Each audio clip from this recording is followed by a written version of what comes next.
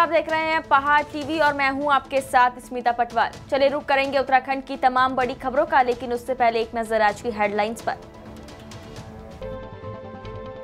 कांवड़ मेले को लेकर रेलवे प्रशासन एक्शन में। हरिद्वार रेलवे स्टेशन से ज्वालापुर रेलवे स्टेशन के बीच हटाया गया अतिक्रमण। अल्मोड़ा पुलिस ने जियो कंपनी के टावरों से बैटरी चोरी करने वाले चोरों का किया पर्दाफाश, भेजा जेल। देहरादून में जाखल नदी में बनी झील, प्रशासन में हड़कंप। बाइक पर तमंचा रखकर घूमना युवक को पड़ा भारी, वीडियो हुआ वायरल। किच्छा में तेज रफ्तार ट्रक ने स्कूल बस को मारी टक्कर, 6 बच्चे गंभीर रूप से घायल।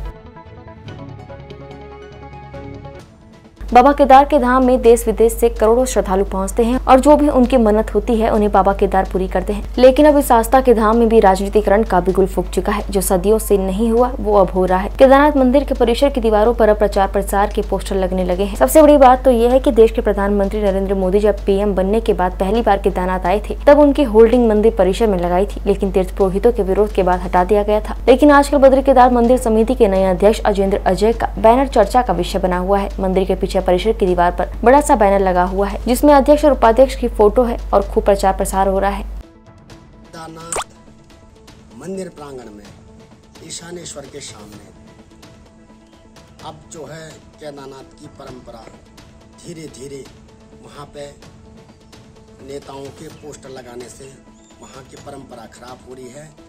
आज तक वहाँ पे कहीं नेता हुए मंदिर समिति में, कहीं पद पे रहे, लेकिन आज तक हमने वहाँ कोई नेताओं के पोस्टर नहीं देखे। क्योंकि जब मोदी जी शुरू में केदारनाथ आए थे, उनका प्रोग्राम केदारनाथ का था, तब भी उनके पोस्टर हजारों में उनके पोस्टर केदारनाथ में पहुँचे थे। लेकिन तब भी केदारनाथ में तीर्थ पुरोहितों ने पोस्टरों का घोर विरोध किया और उन्होंने फिर वहाँ पे पोस्टर नहीं लगाए। लेकिन वही फिर सामने वही पोस्टर लगाने का सामने वही आ गया कि मंदिर समिति में जो है जो नेता हैं अपने पोस्टर लगा रहे हैं। और हमने अभी 25 से 26 तारीख को हमारी मीटिंग हुई थी। हमने मंदिर समिति के अधिकारियों को बोला भी था कि आप ये तुरंत ये पोस्टर हटाएं, लेकिन अभी तक भी उस पर कोई कार्रवाई नहीं हुई। कैबिनेट मंत्री सौरभ बहुगुणा ने मंगलवार को वीडियो कॉन्फ्रेंसिंग के माध्यम से पशुपालन, डेयरी, मत्स्य विभागों की समीक्षा की। तीनों विभागों में स्वरोजगार की अपार संभावनाओं को देखते हुए कैबिनेट मंत्री ने युवाओं और महिला सशक्तिकरण को स्वरोजगार से जोड़ने पर जोर दिया। कैबिनेट मंत्री ने तीनों विभागों को व्यापक स्तर पर स्वरोजगार मुहैया कराने को लेकर योजनाओं को शीघ्र धरातल पर उतारने के निर्देश दिए। भंगेड़ी रास्ता विवाद को लेकर वरिष्ठ पत्रकार और खानपुर विधायक उमेश कुमार राज्यपाल लेफ्टिनेंट जनरल गुरमीत सिंह से मिले, जिसके बाद राज्यपाल ने जल्द समाधान का आश्वासन दिया। आपको बता दें कि सेना और ग्रामीणों के बीच काफी लंबे समय से चल रहे विवाद को लेकर कल वरिष्ठ पत्रकार और खानपुर विधायक उमेश कुमार महामहिम राज्यपाल उत्तराखंड से मिले और उन्हें भंगेड़ी गाँव स्थित विशंबर गेट और चीमा गेट सेना के द्वारा बंद किए जाने से 1 लाख से ज्यादा की आबादी को होने वाली समस्या से अवगत कराया और एक ज्ञापन सौंपा। इस संबंध में महामहिम राज्यपाल के द्वारा वरिष्ठ पत्रकार और खानपुर विधायक को आश्वासन दिया गया कि जल्द ही वो इस मामले में संज्ञान लेकर आधा दर्जन गांव में निवास करने वाली 1 लाख की आबादी को राहत दिलाने का काम करेंगे। रामनगर में स्वास्थ्य विभाग ने दिमागी बुखार से निपटने के लिए WHO के साथ अहम बैठक की। आपको बता दें कि गोरखपुर में दिमागी बुखार के मामले सामने आने के बाद रामनगर प्रशासन भी अलर्ट मोड पर नजर आ रहा है। विश्व स्वास्थ्य संगठन ने रामनगर प्रशासन के साथ दिमागी बुखार के टीके लगाने को लेकर अहम बैठक की। 11 जुलाई से रामनगर में 2 से 15 साल तक के बच्चों को दिमागी बुखार के टीके लगेंगे। दिमागी बुखार को लेके 11 जुलाई से नैनीताल जिले के 3 जो मैदानी क्षेत्र के जो ब्लॉक हैं, कोटाबाग, हल्द्वानी और रामनगर, इसमें कैंपेन चलाया जाएगा जेई के वैक्सीनेशन का, जिसमें 1 साल से 15 साल तक के सभी बच्चों को कवर किया जाएगा। और ये 3 हफ्ते का टेंटेटिव वो है हमारा, अगर ज़रूरत पड़ेगी तो इसको आगे भी बढ़ाया जाएगा। WHO के सहयोग से ये किया जा रहा है। और पहला हमारा सरकारी स्कूलों में बच्चों को हम लोग लगाएंगे, उसके बाद प्राइवेट स्कूल्स में, मदरसों में और आंगनवाड़ी केंद्र में लगाएंगे। और तीसरा जो होगा वो हाउस टू हाउस, जो बच्चे छूट जाएंगे घर घर जाके फिर उनको लगाया जाएगा। हरिद्वार में बाइक पर तमंचा रखकर घूमना एक युवक को भारी पड़ गया है। पुलिस ने युवक को गिरफ्तार कर जेल भेज दिया है। आरोपी युवक का नाम आजाद है, जो रोशनाबाद का निवासी बताया जा रहा है। आपको बता दें कि सोशल मीडिया पर रील्स बनाने के चक्कर में युवा पीढ़ी आपराधिक घटनाओं को अंजाम देने लगी है। ऐसा ही एक मामला हरिद्वार में सामने आया है। जहां रील्स बनाने के चक्कर में एक युवक को जेल जाना पड़ गया। दरअसल हरिद्वार में एक युवक का वीडियो सोशल मीडिया पर वायरल हो रहा है। वीडियो में आजाद नाम का युवक बाइक की टंकी पर अवैध तमंचा रखकर राइडिंग कर रहा है। ये वीडियो भी युवक के द्वारा बनाया गया है। वीडियो वायरल होने के बाद हरिद्वार की सिटकुल थाना पुलिस ने संज्ञान लिया और युवक की खोजबीन में जुट गई। आखिरकार पुलिस युवक तक पहुंच गई और उसे गिरफ्तार कर जेल भेज दिया गया। उत्तराखंड के पहाड़ी क्षेत्रों में बरसात के सीजन में झील मिलने की कई घटनाएं सामने आ चुकी हैं, जो कई बार बड़ी घटनाओं का कारण बनी है। ताजा मामला डोईवाला ब्लॉक की ग्राम पंचायत सिंधवाला गांव के सेबूवाला का है। पहाड़ी की टहलटी में बसे इस गांव के समीप जाखन नदी बहती है, लेकिन इस नदी पर उस समय एक बड़ी झील बन गई जब नदी के ऊपर गडुल ग्राम सभा में इठारना कार्बन सड़क कटिंग निर्माण कार्य चल रहा था और ठेकेदार ने सड़क का मलबा डंपिंग न करके नियमों के विपरीत मलबा पहाड़ी से नीचे गिरा दिया। मलबा जाखन नदी में गिरने से नदी का रास्ता बंद हो गया और एक काफी बड़ी झील बन गई। झील का पता स्थानीय युवक विशाल तोमर ने लगाया और उसे सोशल मीडिया पर वायरल किया, जिसके बाद प्रशासन में हड़कंप मच गया। झील मिलने की सूचना पर तमाम अधिकारियों ने मौके पर जाकर झील का स्थलीय निरीक्षण किया और फिर झील के पानी को निकालने के लिए नदी के मलबे को साफ किया। ऋषिकेश कर्णप्रयाग रेलवे लाइन का काम इन दिनों बड़ी तेज गति के साथ किया जा रहा है, लेकिन इस दौरान रेलवे विकास निगम रेलवे टनल के निर्माण के लिए ब्लास्टिंग का प्रयोग कर रहा है, जिससे लोगों के मकानों में दरारें आने लगी है। मकानों में आ रही दरारों के कारण लोग अब अपने घरों में रहने में ही कतरा रहे हैं, जिससे गुस्साए लोगों ने कल श्रीनगर उप जिलाधिकारी कार्यालय का घेराव किया। 2019 से सितंबर के महीने से हमारे गांव के साइड पे स्वीत के साइड पे ब्लास्टिंग का काम चल रहा है। ब्लास्टिंग का काम क्या चल रहा है कि दिन भी और रात भी कंटिन्यू ब्लास्टिंग हो रही है। तो इसके संबंध में हम 3 साल से लड़ाई लड़ रहे हैं, लेकिन हमारी बात सुनने वाला कोई नहीं है। हम इस मामले में बहुत हद से ज़्यादा परेशान हो गए हैं। आपको मैं एक सीरियल वाइज थोड़ा जिस हिसाब से मैंने बना रखा मैं आपको बताता हूँ। 1 दिसंबर 2021 को कैबिनेट मंत्री धन सिंह रावत जी और मुख्य सचिव के साथ में मीटिंग हुई देहरादून में और उन्होंने डीएम साहब को एक लेटर दिया कि मतलब एक लेटर भेजा, उसमें एक समिति बनाई। तो समिति में ये कहा गया कि समिति 14 दिनों में रिपोर्ट उपलब्ध कराए और नुकसान का मुआवजा ग्रामीणों को दे। ये समिति में सदस्य थे और समिति ने जो रिपोर्ट बनाई थी उसमें 224 घरों का 1,58,15,717 रुपये की डिमांड की थी। आरवीएनएल को बोला था कि ये डीएम बॉडी के खाते में ये पैसे जमा करें। उसके बाद आरवीएनएल ने आपत्ति लगाई। तो आरवीएनएल ने आपत्ति क्या लगाई? आरवीएनएल कह रहा है कि जीएसआई की रिपोर्ट की उपेक्षा वांछनीय नहीं है, जबकि जीएसआई की जो रिपोर्ट बनी थी वो सितंबर 21 से पहले बनी थी और मीटिंग दिसंबर में हुई थी। तो अगर उसकी उपेक्षा वांछनीय नहीं थी तो इनको ये बात मुख्य सचिव को बोलनी थी कि हम इस रिपोर्ट के हिसाब से पैसे नहीं देंगे, जो रिपोर्ट पहले बनी है उसी के हिसाब से चलेंगे। फिर उसमें मुख्य सचिव को गुमराह क्यों किया गया? इस संबंध में बोलना मेरा ये है कि लगातार 2018-19 से जब से ये रेलवे का प्रोजेक्ट शुरू हुआ है तब से लगातार रेलवे के द्वारा ब्लास्टिंग की जा रही है। सबसे पहले स्टार्टिंग ब्लास्टिंग की हमारे ग्राम सभा स्वीत से हुई थी, क्योंकि जो एडिट का काम शुरू हुआ तो ग्राम सभा स्वीत से शुरू हुआ था और उसके बाद 1 किलोमीटर की सुरंग भी उसमें बन चुकी है और उसके बाद से ये दूसरी कंपनी को भी टेंडर मिल चुका है। लगातार ग्रामीणों को विरोध करने के बावजूद भी ना आज तक ग्रामीणों ने जो लेटर पत्राचार किए उसके ऊपर ना कोई कार्रवाई की गई, ना इसके ऊपर प्रशासन या सरकार के द्वारा कोई संज्ञान लिया गया। पिछले 1 साल से लगातार सरकार भी जब इसमें इन्वॉल्वमेंट हुआ उसके बाद से सरकार के द्वारा भी ग्रामीणों को लॉलीपॉप की तरह दिया जा रहा है कि उनको गुमराह किया जा रहा है कि आपको मुआवजा मिल जाएगा। कभी इसमें भी सर्वे भी लगातार 3-4 बार की सर्वे होने के बावजूद भी आज तक कोई इसका निष्कर्ष नहीं निकल पाया कि ग्रामीणों को कितना मुआवजा मिलेगा या नहीं मिलेगा। अल्मोड़ा पुलिस ने जिले में विभिन्न स्थानों में स्थित जियो कंपनी के टावरों से लगभग 7 लाख रुपए की लागत से 12 बैटरियां चुराने के मामले का पर्दाफाश कर लिया है। पुलिस ने चोरी के मास्टरमाइंड समेत 3 आरोपियों को गिरफ्तार कर लिया है और चोरी की गई बैटरियां भी बरामद की है। पुलिस टीम को डीआईजी कुमाऊं डॉक्टर नीलेश आनंद भरने ने 10,000 और एसएसपी प्रदीप कुमार राय ने 5,000 नगद इनाम देने की घोषणा की है।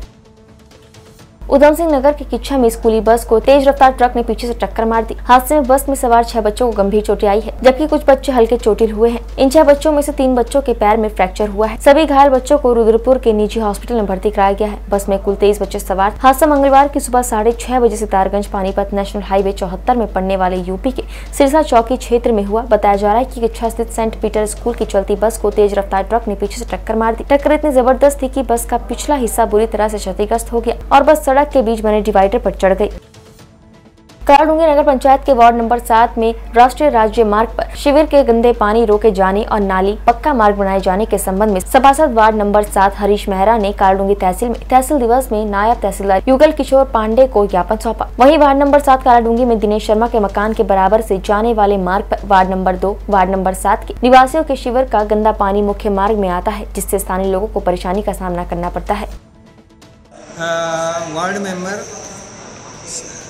हरीश मेहरा सभासद वार्ड नंबर 7 ने एक शिकायत दी कि मुख्य हाईवे पर नगर पंचायत जो नगर पंचायत सीमा अंतर्गत आता है, बस्ती का पानी ऊपरी रूप से बह रहा है, जिसके संबंध में नगर पंचायत के प्रतिनिधि यहाँ पर मौजूद थे। उन्हें प्रार्थना पत्र दिया गया और उनसे कहा गया कि इसका तत्काल विस्तारण करें। क्या करोगे? नगर पंचायत इसके जो सीमा है उसमें अपना काम करवाएगी और नालियों का निकास नालियाँ बनाएगी।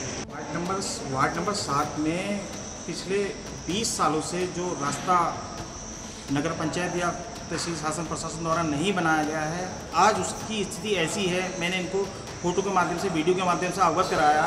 उसमें सीवर लाइन बनी हुई है। अगर नगर पंचायत ईओ मैडम या शासन प्रशासन द्वारा अगर इसको तरह पानी अगर रोका नहीं जाता, गंदा सीवर का पानी अगर रोका नहीं जाता है, तो मैं उग्र आंदोलन करूंगा और अनशन में बैठूंगा वहीं उधर ही।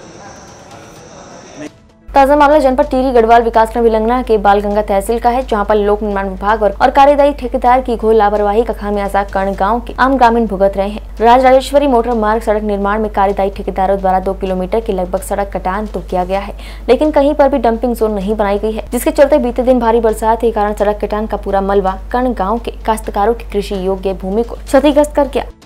कल हमको जो है गांव से सूचना मिली थी कि कर्ण गांव में जो राजराजेश्वरी सड़क मार्ग बन रहा है, उसमें उसका जो मलबा है वो काफ़ी नीचे फैल गया है। तो फिर हमने इमीडिएटली PWD के साहब को और हमारा जो राजस्व विभाग के उपनिरीक्षक ने उनको भेजा था मौके पर, और उसका मुआयना किया गया था, प्रीलिमिनरी मुआयना। आज फिर से जो है JE साहब और अमीन साहब और हमारा जो राजस्व विभाग से फिर से गए थे, उनके द्वारा उसमें हिस्सा कसी वगैरह की जा रही है। आए जो ये रोड से हमारा डोगर दबी नहीं बाबा, आज पहले डोगर कभी नहीं दबी, आज 51-52 साल हुई, मैं 15 साल हो गए तो बाहर मेरे खेत कभी दबी नहीं। आज मैं बहुत कारण से रोड में खेत दिखी थे, बच्चे मेरे अपन आप जाए छोटा छोटा भी 15-16 साल हुआ बच्चा, और क्या खाना बाबा हमने रोड आए जो अब इस रोड से आए, पहले तो पहले कभी आए नहीं, अब क्या खाना बाबा, कुछ साधा नहीं ना, कोई नहीं आए बाबा, दूर से देखे समझ बगया खेत पर बाबा तुम बेचारा आए हम बाबा, तब हम अब कुरा तुम अल्लाह देखो ना, जब तुम डोगर देख रहे रोए होने बाबा, कदा नुकसान हुए हमारो, तुम देखने लगे इतनी सरकार भी पता बोल तो करे ले बेचारी, नहीं बोल तो तक क्या काम हमारे तो साधा नहीं बाबा, 4-5 खतरनाक होते हैं बाबा। लक्सर लंडोरा मार्ग पर कल सुबह करीब 4 बजे चेकिंग पर निकले ARTO की गाड़ी सड़क किनारे खड़े डंपर से जा टकराई, जिसमें ARTO समेत उनके साथ मौजूद कर्मचारी घायल हो गए। घायलों को उपचार के लिए रुड़की सिविल अस्पताल में भर्ती कराया गया है, जहां पर उनका उपचार किया जा रहा है। जानकारी के मुताबिक लक्सर लंडोरा मार्ग पर ARTO कुलवंत सिंह चौहान मंगलवार की सुबह करीब 4 बजे अपनी टीम के साथ चेकिंग पर निकले थे। जैसे ही उनकी गाड़ी लंडोरा पहुंची तो उनके ड्राइवर को नींद की झपकी आ गई और वाहन सीधे डंपर से टकरा गया। इस हादसे में ARTO समेत पूरी टीम घायल हो गई है, जिसके बाद घायलों को रुड़की के सिविल अस्पताल में भर्ती कराया गया है, जहाँ से उपचार के बाद सभी को घर भेज दिया गया है। बद्रीनाथ हाईवे सिरो बगड़ 2 दिन बंद रहा तो वैकल्पिक मार्ग से आवाजाही करनी पड़ी, जहां घंटों जाम की समस्या से मुसाफिरों और चारधाम यात्रियों को जूझना पड़ा। जबकि केदारनाथ हाईवे पर सोनप्रयाग और गौरीकुंड के बीच भी यही स्थिति बनी रही। बामुश्किल ही प्रशासन और पुलिस यातायात द्वारा व्यवस्था संभाले रखी, लेकिन अब मानसून असली रूप दिखाएगा और तब तक दिक्कतें और बढ़ सकती है। इसको लेकर प्रशासन को प्रभावी इंतजाम करने होंगे। देखिए, अभी मानसून के आने पर लगातार ऐसे फोरकास्ट हैं हैवी रेंज के भी, और हमारा जो सिरो बगड़ वाला पैच है हाईवे पे वो बार बार बंद होने की स्थिति में आता है, जिसकी वजह से हमें बिल्कुल डाइवर्ट करना पड़ता है। इसके साथ ही जो गौरीकुंड से सोनप्रयाग वाला जो रास्ता है वहाँ पर भी पत्थर गिरने की घटनाएं लगातार हो रही थी। इसी क्रम में हमने यात्रा को कॉशियसली संचालित किया था, और अगर कोई ऐसी घटना की जानकारी मिल रही थी जैसे पत्थर गिरने की या लैंडस्लाइड की, तो यात्रा को रोक कर फिर हमने यात्रियों को आगे मूव कराया। और पूरे मानसून सीजन में ऐसे ही रहेगा। मैं यात्रियों से अनुरोध करूंगा कि वो पूरे कॉशियसली और हमारे जो एडवाइजरीज हैं उसको देखकर ही यात्रा करें। साथ ही जो हमारी फोर्स है प्लस हमारी जो निर्माण एजेंसीज हैं रोड के, वो भी लगातार सभी जगह मशीनों के साथ अपनी फोर्स के साथ तैनात हैं, ताकि जो भी बंद रास्ते हैं उनको जल्दी से जल्दी खोला जा सके। केदारनाथ धाम में जो भी यात्री आ रहे हैं, सभी को मैं रिक्वेस्ट करना चाहूँगा कि जो मानसून का सीज़न यहाँ पर प्रारंभ हो गया है, और कई बार ऐसा होता है कि हमारे रास्तों में, पैदल रास्ते में भी पत्थर गिर जाते हैं, बोल्डर्स गिर जाते हैं और रास्ता ब्लॉक भी हो जाता है। तो इसका मेरा रिक्वेस्ट ये रहेगा कि सभी लोग मौसम के अनुसार मौसम देखकर यात्रा प्लान करें अपनी। साथ ही अपने साथ में गर्म कपड़े रखें, छाता या बरसाती रखें, इसके अतिरिक्त जो भी नदी के समीप लोग रहते हैं या फिर कुछ लोग हैं जो कि झरना इत्यादि देखकर वहाँ पर नहाने के लिए चले जाते हैं, तो ऐसे लोगों से मैं अपील करना चाहूँगा कि इस चीज़ को मानसून के दौरान अवॉइड करें। ऊधम सिंह नगर के सीमांत क्षेत्र खटीमा में विकासखंड परिषद में तहसील दिवस के उपलक्ष्य में बहुउद्देशीय शिविर का आयोजन किया गया। बहुउद्देशीय शिविर में समस्त विभागों के द्वारा अपने अपने स्टॉल लगाए गए और ब्लॉक सभागार में जिलाधिकारी ऊधम सिंह नगर द्वारा जन समस्याओं को सुना गया। जनपद उत्तरकाशी में डूंडा प्रखंड के राष्ट्रीय राजमार्ग 94 पर स्थित ब्रह्मखाल, गेवला, हकराली, तलोग और सियालना में विगत कई दिनों से एक लावारिस सांड हमलावर बना हुआ है। इस सांड ने पैदल चलने वाले कई लोगों पर जानलेवा हमला कर उन्हें लहूलुहान कर दिया है। सांड का आतंक इतना ज्यादा बढ़ गया है कि अब ये बाइक सवारों के पीछे भी हमला करने के लिए दौड़ रहा है। कई दोपहिया वाहनों पर यह हमला भी कर चुका है। सांड के आतंक से लोगों में भय का माहौल बना हुआ है। NH 94 पर ब्रह्मखाल से लेकर सियालना तक एक लावारिस सांड घूम रहा है और इसने जो है कई लोगों पर जो है जानलेवा हमले कर दिए हैं। कई लोगों को इसने स्कूटी चालकों, बाइक चालकों पर जो है हमले करके उन्हें दुर्घटना का शिकार भी बना दिया। हालात इतने ख़राब हो चुके हैं कि जो पैदल राहगीर हैं, जो पैदल ही बाज़ार तक जाते हैं, वो सड़क पर जाने को अब डर रहे हैं कि सड़क से आखिर जाएं, क्योंकि यह सांड जो है एकदम से वार कर देता है। किसी को नज़र के सामने या किसी को देख ले तो ये फिर उसे बिल्कुल छोड़ता नहीं है। और सबसे बड़ी बात यह है कि 6 जुलाई से कल से विद्यालय भी खुलने वाले हैं, लेकिन आखिर बच्चे विद्यालय तक पहुँचे कैसे? बच्चों में भी जो है कहीं ना कहीं इस सांड का खौफ है कि ये ना हो जाए ये हमें किसी हादसे का शिकार कर दे। पहाड़ टीवी समाचार के लिए उत्तरकाशी से मनमोहन भट्ट की रिपोर्ट।